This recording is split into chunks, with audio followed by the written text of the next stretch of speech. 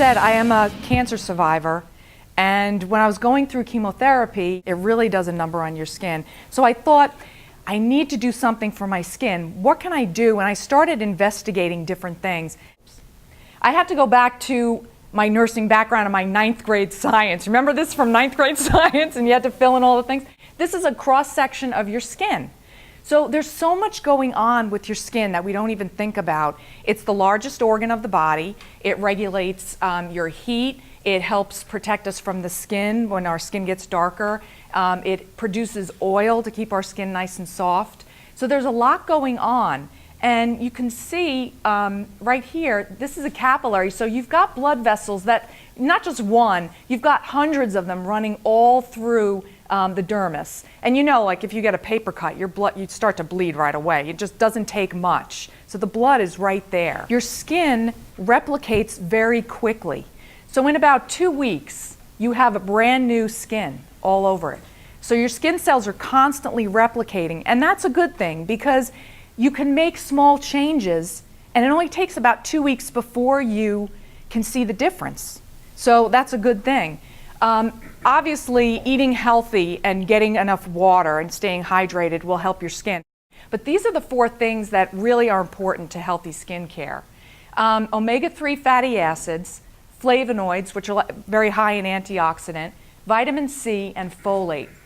Now, a lot of times when I talk about omega-3, and I have my chia seeds and walnuts, and everyone says, well, where's the fish oil capsules? Because we all tend to think about omega-3, we can only get them from fish oil.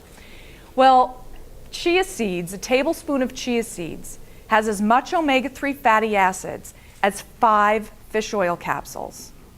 So if you think about that, how much money are we spending on fish oil capsules? I'm a cardiology nurse. The cardiologists, they tell people to buy these fish oil capsules when they could just tell them, hey, take a tablespoon of chia seeds, put it in your smoothie in the morning, put it on a salad. Chia seeds are, they don't taste like anything. They're good. You can make pudding out of them. You can make jelly out of them. So these are the things that maybe you didn't know about before. Your skin cells are arranged in such a way that the spaces in between the cells allow for whatever goes on the skin to go directly into the epidermis and down into the dermis and get into your system. So what you're putting on top of your skin goes directly in. And if you remember from the 9th grade science slide, those blood vessels are right there. So when you put that on your skin, it goes right into your dermis and it gets right into your bloodstream. Now, if you're putting good things on your skin, that's great because you're feeding your skin. But unfortunately, most of the things that we're putting on our skin contain toxins. They contain preservatives and additives and scents that are harmful to us, harmful to our body. We're putting these on and they are getting absorbed into our system, into our bloodstream. As a nurse, I worked cardiology. We have many medications that we give transdermally. You put some paste on a piece of paper and you put it on the person's skin.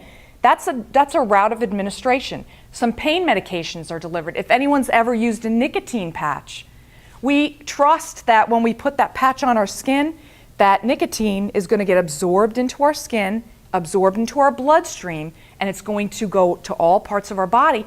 But we don't think about this when we put on our moisturizer, or when we put on aftershave or cologne.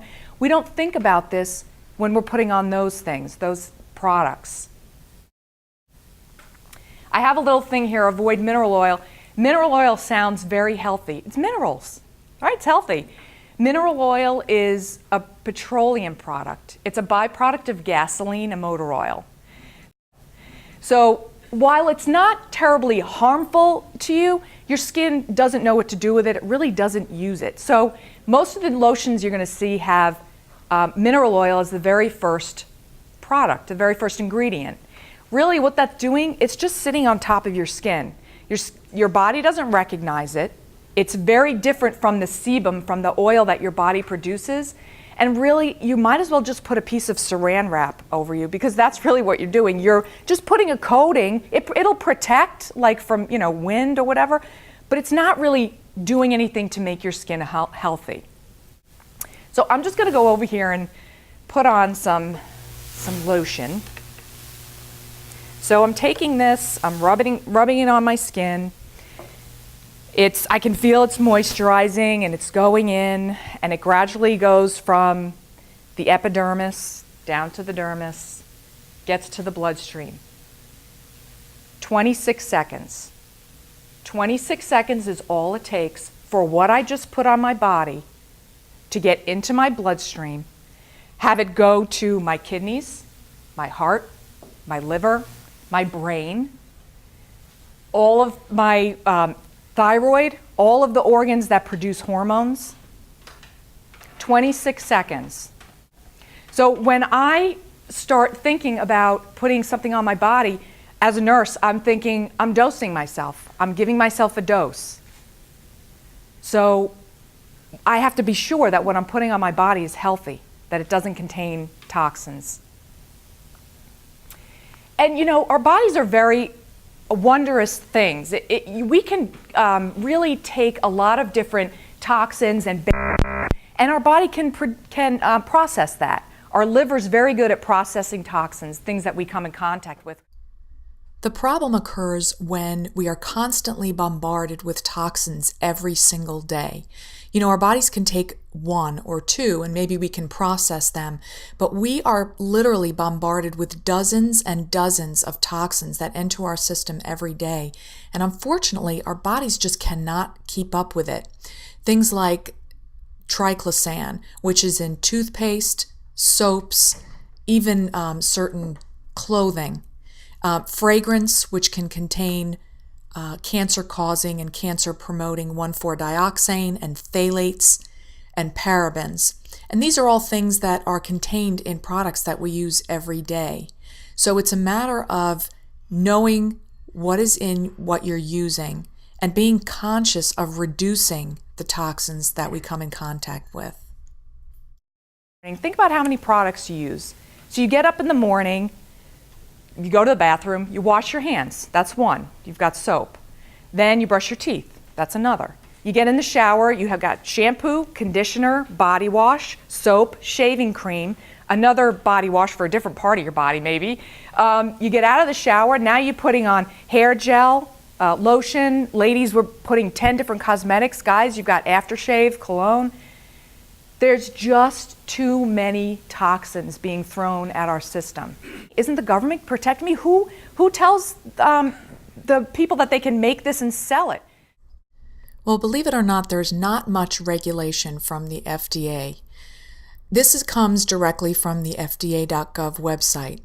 Companies and individuals who manufacture or market cosmetics have a legal responsibility to ensure the safety of their products, which is basically saying that this is a self-regulated industry. It also says neither the law nor the FDA regulations require specific tests to demonstrate the safety of individual products or ingredients. They do not require manufacturers to let them know that what they're using is safe. It also says the law does not require cosmetic companies to share their safety information with the FDA. So they can do tests and they can see that these ingredients and these products are harmful and not safe, and still they're allowed to manufacture, produce, and sell them. Occasionally there is a bill that is introduced into Congress that proposes that we do something about regulating cosmetics. However, most of these people that propose these bills are just doing so for their own political gain. It's just so that they can put on their resume that they fought to, quote unquote, protect women and children by trying to get legislation passed that protected us from harmful ingredients, when in fact they know that this law and these bills will never get passed by Congress. You can have something that causes rashes on 100% of people. FDA doesn't want to know about it unless you have a 4-ounce bottle and you're only giving people 3 ounces. That's when they'll cite you. Or if you have something in the product that's not on the label, they'll cite you. But they don't care what the ingredients are. So it's not just lotions, and it's not just things we put on our body. We come in contact with things all day long. Things like air fresheners, dryer sheets, insect repellent, hand soaps. These are things that we really don't think about as being harmful or toxic to us, but we come in contact with them every day. We're taking these chemicals in these dryer sheets, putting them all over the fibers of our clothing, and then we put those clothing on. We wear that all day. There's a nice surprise for you in the bags. I'm the owner of Moon Organics, so I make my own things. So I've got a nice alternative to dryer sheets in your bags. So what's the alternative? Do we just live in bubbles and not become exposed to anything in our household? Well, there are alternatives, and it's called botanicals. Natural ingredients are things that our body recognizes. Olive oil, coconut oil, macadamia nut oil, grapeseed oil. These are all oils that are very, very close chemically to the oils that we have on our own skin. So your body recognizes it. It absorbs it. Your skin gets moisturized, and that's what we can do. So when you're thinking about what you're putting on and your exposure to personal care products, try to remember these things. Number one, read your labels. If there are chemicals there that you're not sure of, make sure that you find out what they are. Seek out companies that only use natural products. There are plenty of them out there. If you just Google natural cosmetics or natural organic skincare, many will come up. Use pantry items to make your own. Olive oil is one of the best skin moisturizers that there is. Generally, be more aware. Just when you're putting something on you, when you're putting something on your children, be more aware of your practices and make sure that what you're using is healthy. Eat a healthy plant-based diet. That's the best way that you can ensure building those healthy skin cells from underneath, that they will come out and you will look beautiful. And go to ewg.org if you're not sure of any chemicals that are in your skincare products or anything else for that matter. They have a website there where you can type in the chemical and it'll give you a scale of a rating scale that you can determine if it's right for you. We always think about exercise and diet and meditation and things like that, but we don't always think about, what we put on and what we surround ourselves with. So it's just something to think about when you go home and look at your products. When I was diagnosed, I heard something about parabens, and I didn't know too much about other skincare issues, but I heard about parabens, and I said, okay, I'm going to go home and I'm going to look at all my ingredients. Let me just take out the stuff that has parabens in it. I'll start there. Well, I didn't have anything left when I was finished. Everything had parabens in it. So that's what got me started thinking about making my own things. So I just want to thank you very much, and it's so encouraging to see everybody interested in health and wellness. I really appreciate your attention. Does anybody have any questions for Susan before we have a question? Yes. What about, I know I do Epsom salt baths. Yeah. Is that a really good thing to do? And Yeah. how often should you do it? I don't know about how often should you do it.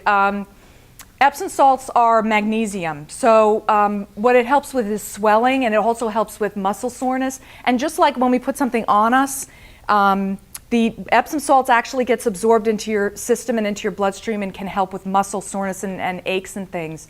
So I don't think there's any limit to how much you can do that. I think that's a very smart and good thing to do.